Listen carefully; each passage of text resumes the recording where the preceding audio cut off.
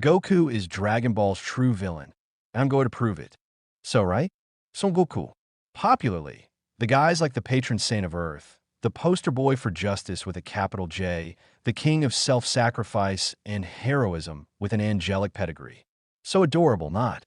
Because if we take a more critical look, CSI style, into the character's guts, especially his noble motivations and the truckload of consequences his brilliant decisions cause in Dragon Ball, we uncover a figure that's a tad more complicated and, let's say, quite problematic. This video here? Oh, we're here to kick this sanitized hero image to the curb and present a complete dossier with proof and everything that will rub in your face his selfish nature and the damage many of his good deeds actually cause. The central thesis here, no beating around the bush, is this. Son Goku, driven by an almost animalistic and insatiable craving to fight and get stronger every day, constantly prioritizes his personal pleasure and the adrenaline of a good fight, and the immediate safety of his family, friends, and even entire universes. Oh, that can wait if there's time. In the end, the guy functions more like a walking natural disaster or a danger magnet with a special talent for making everything worse, rather than that traditional hero with morals and common sense. And to make life easier for those who don't have patience for long texts or just want an executive summary to get straight to the point, the following little table is like a treasure map. An organized guide with the key points of contention and the evidence showing that there's much more to it than meets the eye. A. Goku's great escape to train up, or how to be an exemplary father and husband, just the opposite. The canonical ending of Dragon Ball Z, the famous end of Z. An epic moment when Goku, our hero with a hair IQ inversely proportional to his strength, makes one of the most Goku decisions possible. To ditch his family and friends to train up, the kid version and reincarnation of Majin Buu. On the surface, they sold this as a noble passing of the torch, like, here, Earth, this kid is yours now. Deal with him. But if we dig a little, like with a fingernail, we can already see that our dear Kakaroto's motivation was much more selfish. The truth is, the guy had an insatiable itch he needed to scratch for a good fight and wanted to test his limits again. Protect the Earth? Find a new guardian? Nonsense. He wanted an opponent who would make his blood boil, not an intern to ensure world peace. And look, you don't even need to be a genius to figure this out. Uncle Akira Toriyama himself has confessed that he created Goku as a being who doesn't fight for the good of others, but because he wants to fight strong guys. In other words, the excuse of passing the torch is just pretty packaging for a gift that was all for him. Altruism, if it appears, is like a cereal box prize, a convenient bonus, a justification for him to scratch his brawling itch. It's clear that Goku's good deeds are, most of the time, side effects of his personal quest for a quality fight. Heroism is just the varnish to cover the selfish desire to throw down. And the goodbye? The goodbye. What goodbye? Chi-Chi, his wife, a saint, or a masochist, who knows, didn't even get a decent bye, sweetie, I'll be back soon or not. And Goten, his second son? He got a wave and a smile, like, I'm out of here, figure it out, kid. This lack of consideration is a flashing neon sign screaming emotional distance between them. It's no wonder some people label him a shitty father and husband. And worse, he himself admits he'll be gone for a long time, maybe years, casually saying, I don't know when I'll be back. The supreme irony? The guy has instant transmission. He could pop in to say hi to his family between rounds, grab some bread from the bakery, but no. He chooses a prolonged and indefinite disappearance. This isn't a technical limitation. It's a deliberate choice, a testament to his I don't give a damn about family responsibilities attitude. With his mind focused on fighting and training, all this neglect becomes normal for him. His absurd power, instead of helping to balance things, only enables him to pursue his obsession without suffering immediate consequences, further isolating him from what it means to be like a minimally functional human being in society.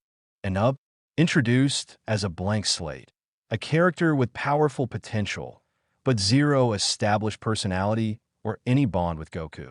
Our hero knows the boy for less than 5 minutes, and already entrusts him with the fate of Earth's future. He sells it as the definitive passing of the torch, but in reality, it was an impulsive decision romanticized by the moment. He wanted an evolving punching bag, and Ub was the promise of a good fight in the future. The series loves to assume that we, the audience, will automatically emotionally agree with Goku's decision. But let's be honest, this is a lazy narrative shortcut to avoid dealing with the bad vibes and emotional consequences of having a protagonist who is basically an adrenaline junkie with superpowers. Then comes the perpetuation of the cycle of egocentric dependence. Goku even says that Earth shouldn't always depend on him. Nice sentiment. But by constantly hunting down and training new, strong opponents like Ub, he unintentionally, or very intentionally, who knows, maintains a cycle where he is the central piece in the development of Earth protectors. Where's the incentive for the guys already there, Gohan, Goten, even Trunks, to truly and independently step up? It's almost a disguised control, a lack of faith in others' abilities, all under the guise of passing the torch. Thus, he ensures he'll always have a reason to meddle in the pursuit of more strength, even if it means sidelining his own children. Like Gohan, poor guy, who was once the chosen one and must now be wondering where he went wrong. And let's be fair, Gohan stopped training, but it's not like Goku did any market research to see if Ub even wanted the responsibility of being the planet's next lifesaver. The refusal to return from the Dead Post cell, after that private party at the Cell Games, where everything exploded as usual, Goku makes the noble decision to keep punching the clock in the other world for 7 long years. The excuse? The classic. His glorious presence, you see, was a danger magnet for Earth, a true lightning rod for cosmic villains. However, his subsequent actions, especially his trip back to life during the Buu saga, kind of rubbed the hypocrisy and very convenient selfishness behind this justification in our faces. This idea of Goku staying dead to protect Earth is sold as the pinnacle of sacrifice. The basis of a thesis? He attracts powerful enemies. But this argument has more holes than Swiss cheese, right? Let's agree. Major threats, like the Red Ribbon Army itself, the first androids, and even Emperor Pilaf wanting to rule the world with a childish wish, were already showing up long before he was Earth's poster boy, and often without him even being around to say hi. Worse, his attitudes at the beginning, like refusing to stop the androids because he wanted to fight them, and spending 3 years just training for it, were a pretty big push towards the emergence of these very dangers. The truth is, this I attract danger justification functions less as an epiphany and more as a self-fulfilling prophecy, or rather, a flimsy excuse for him to continue his intensive fight training in heaven, without the weight of earthly responsibilities. By painting his absence as an altruistic act, he basically freed himself from family and planetary obligations for years, able to focus 100% on his post-life personal growth. Then, when a new and powerful threat, Haibu, decides to show up, the conditional nature of this sacrifice becomes glaringly obvious. It was just a way to get back into the fight when opportunity knocked. His ridiculous excuse goes down the drain when he has no problem at all popping back for a visit during the Buu saga. This blatant contradiction suggests that the initial sacrifice was just a temporary convenience, a loophole to train uninterrupted in paradise, far from earthly distractions and bills. It all fits with the idea that for Goku, his time, in his eyes, was over and it was their turn. In other words, you guys figure it out. I'm busy leveling up my character. And the result of this prolonged absence? It directly contributes to the mess that the Buu saga becomes. Buu appears, and where's Goku? Dead as a doornail, which makes his whole tall tale for staying in the other world completely irrelevant. And to make the joke worse, Goku was a primary reason why Majin Buu was revived in the first place. Thanks to his previous actions, like fighting Babidi henchmen and, especially, Majin Vegeta. By choosing to remain deceased, Goku basically outsourced his job as a primary protector, pretty much forcing others like Gohan, who was supposed to step up, to fill the gap. Sure, you can see this as an attempt to empower the new generation. But in practice, it also left Earth caught with its pants down, vulnerable to threats that arose in his absence, like Boo's awakening, for which he bore a good deal of blame. This demonstrates a screaming irresponsibility. His personal training comes before the immediate and palpable safety of the planet. He operates on the basis of someone will always figure it out. It's the classic pattern of putting his own journey and thrill for the fight ahead of collective security, creating a very dangerous dependency and a vicious cycle. Chronic irresponsibility in combat. Goku and his ability to mess everything up with style. Goku's decisions in the middle of a brawl, so reckless they're almost comical if they weren't tragic, clearly show how his obsession with fair fights and a personal challenge that makes his heart sing repeatedly puts the planet's safety, and sometimes the entire universe's, on a tightrope. It's almost a talent. The Senzu Bean for Cell, the dangerous obsession with a fair fight, hard mode. Back at the Cell games, after he himself traded some blows with the green guy and realized Gohan had hidden potential or was being crushed by pressure, Goku has the idea of the century. Give Senzu Bean, a magic bean that restores anyone to full strength, to a perfect Cell already at peak energy. This, of course, a little before throwing his own son to fight the creature. This act is like the poster child for how to have dangerously messed up priorities. The Z fighters and the audience in general obviously almost had a heart attack. It's the personification of recklessness. Krillin, poor guy, let it rip, horrified. Is your brain on vacation? Why the hell did you do that? And we co-sign that Krillin, this fixation of Goku's on a fair fight, is like his operating system, born from his pure love for the art of throwing down. But when the scenario is the planet will explode in 5 minutes, all this purity becomes a very dangerous manufacturing defect. It's not just a bad idea, my friend. It's an ideological stubbornness that blinds him to the catastrophic and immediate consequences others will suffer. It's proof that a characteristic that seems noble, when taken to an extreme and applied at the wrong time, becomes a huge liability and a direct source of danger to the world. Like pouring kerosene on a fire to see if it burns fairly. And Goku, in his infinite wisdom, doesn't bother to explain his genius plan to anyone, much less consult Gohan on the matter. This lack of communication and this habit of making decisions alone demonstrate an almost enviable arrogance and an Olympian disregard for the opinions or feelings of those directly affected, including his own offspring. Goku's unwavering confidence in Gohan's abilities leads him to empower his son, but in reality, he just throws the kid into an impossible life-or-death situation against a supercharged Cell with a 100% battery. This isn't empowerment. It's a forced survival test, a gamble with a capital G that places an inhuman burden on Gohan's shoulders, without his explicit consent or a decent explanation of the plan. This just shows Goku's own inability to grasp the emotional and psychological cost of these risky bets for others. For him, the situation is basically a way to unlock more power to have a good fight, and not a my son needs to be protected moment. Then comes the total lack of empathy for Gohan's non-combatant nature. The final result, which by some miracle worked out, doesn't erase the absurd and completely unnecessary risk he took. Especially if we remember that Goku himself couldn't have defeated Cell if they had continued the battle. In other words, he couldn't handle it, but thought it was a great idea to throw his son, who clearly didn't want to be there, into the lion's den. Genius. Goku and the Saga of the Stupid Senzu Bean, or How to Learn Absolutely Nothing from Mistakes Again. Over in Dragon Ball Super, in the middle of the final showdown against the Space the Sorcerer Moro, our dear Goku, in a twist of stupidity that would make a donkey blush, repeats the exact same reverse masterstroke from his Cell Saga.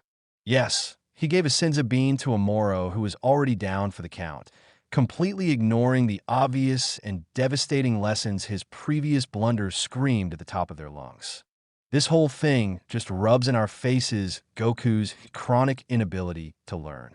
It seems his brain is Teflon-coated when it comes to mistakes. That's right, our genius pulls a stupid move from his classic playbook, makes Moro Pinky swear he'll go back to his cage, and, as a bonus, a magic bean for him to recover. It's the same script as Frieza and Cell, just reheated and with more glitter on the stupidity. A blatant plagiarism that would make any novice screenwriter blush, and a painful regression for an older and wiser Goku. Or at least he should be, right?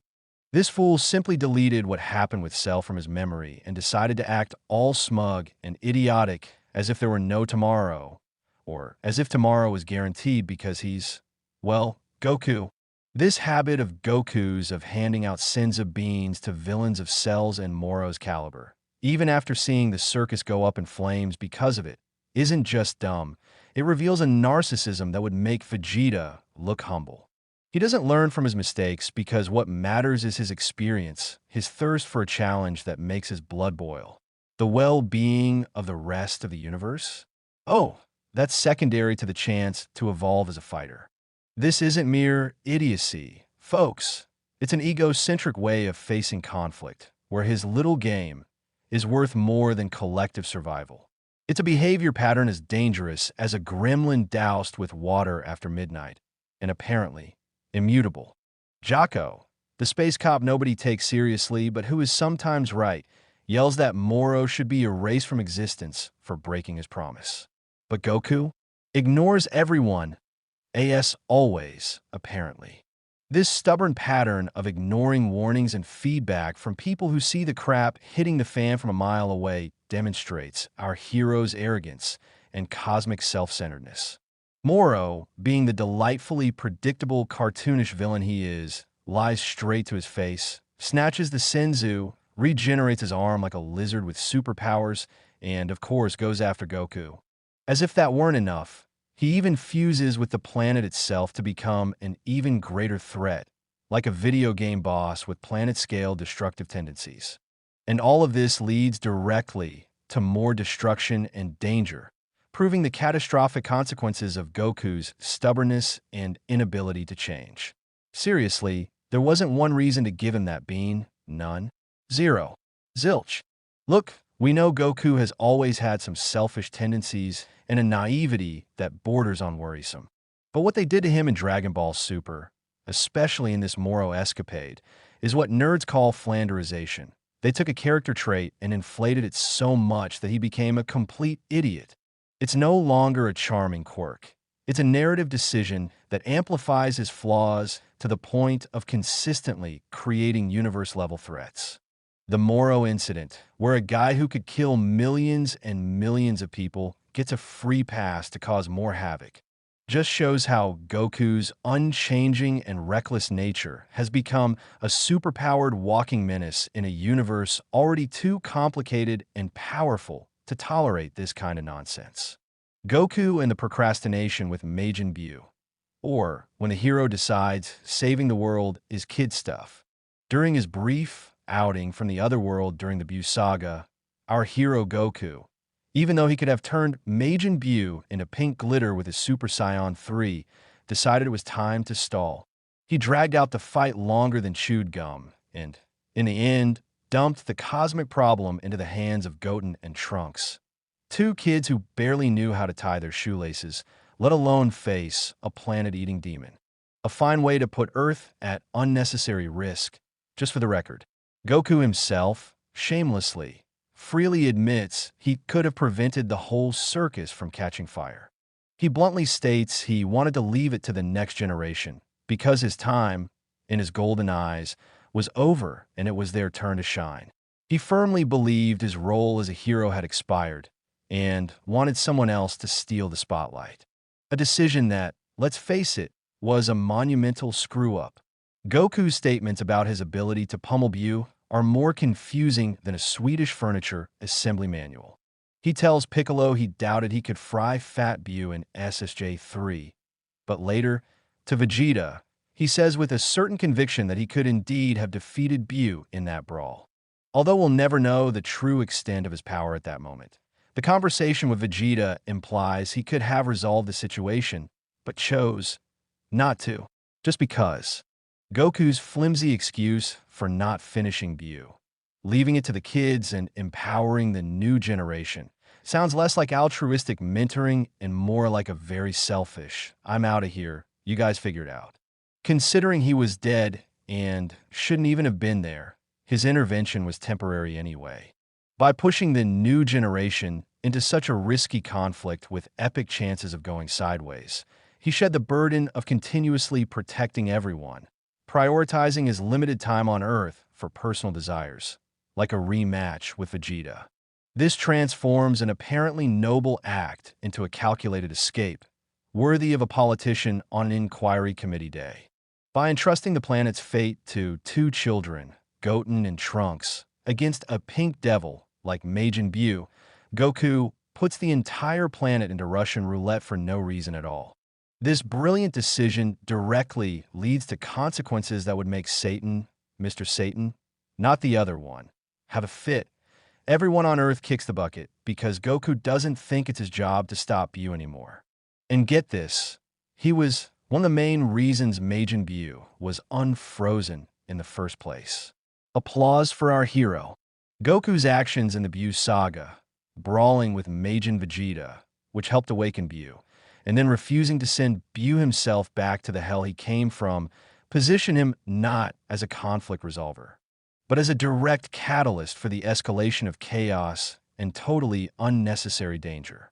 His idiotic decisions and tendency to pull crap of this caliber all the time are not isolated incidents, but a recurring pattern that actively worsens threats, forcing others to clean up the catastrophic mess of his choices.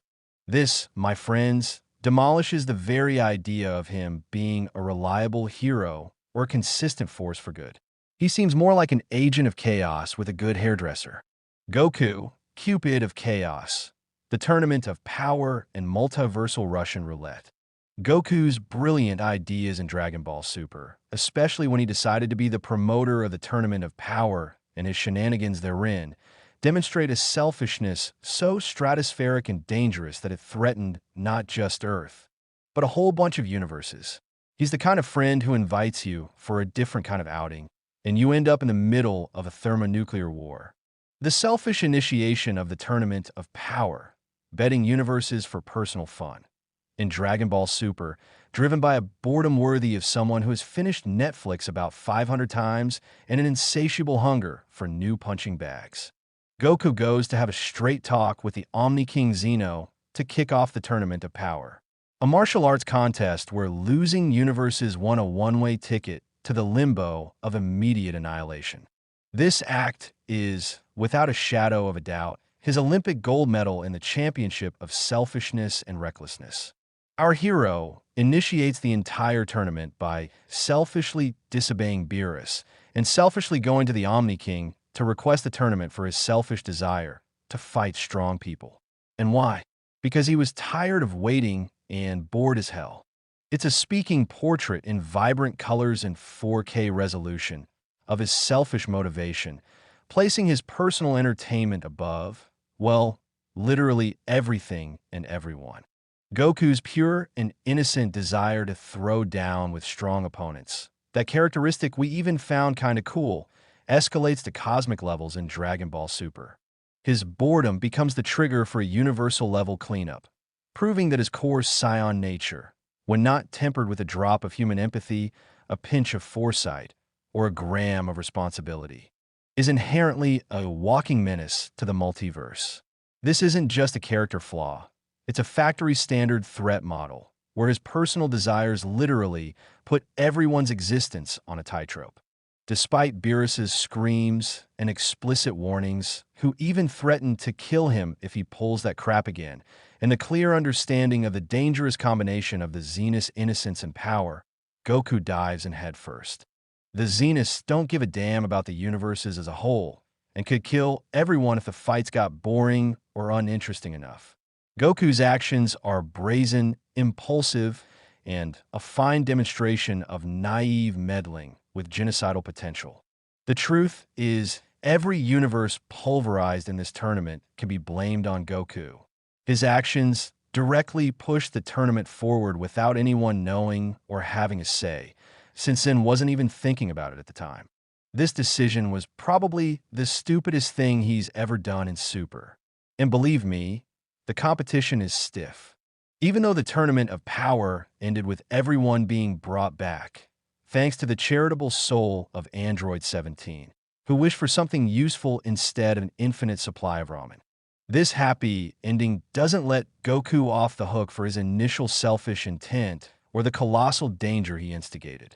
The heroic resolution was a monumental stroke of luck, stemming from another character's morality, 17's wish, and not from any foresight, altruistic planning, or a shred of strategy on Goku's part. This only reinforces a pattern that has become routine. Goku's reckless antics frequently lead to catastrophic dangers, and any positive outcome usually depends on the interventions or sacrifices of others, or pure, unpredictable luck, rather than his supposed heroic agency.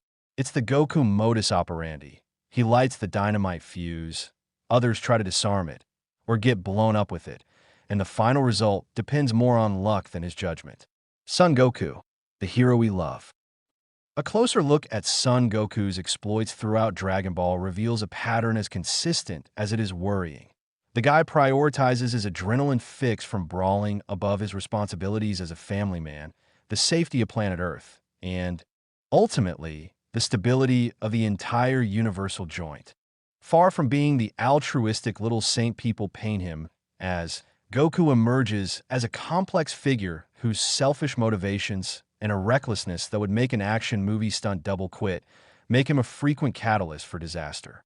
From ditching his family to train up, driven by an insatiable appetite for combat that would make a starving lion look vegan, to his refusal to return to Earth after the Cell Games with a flimsy excuse that proved faker than a $3 bill.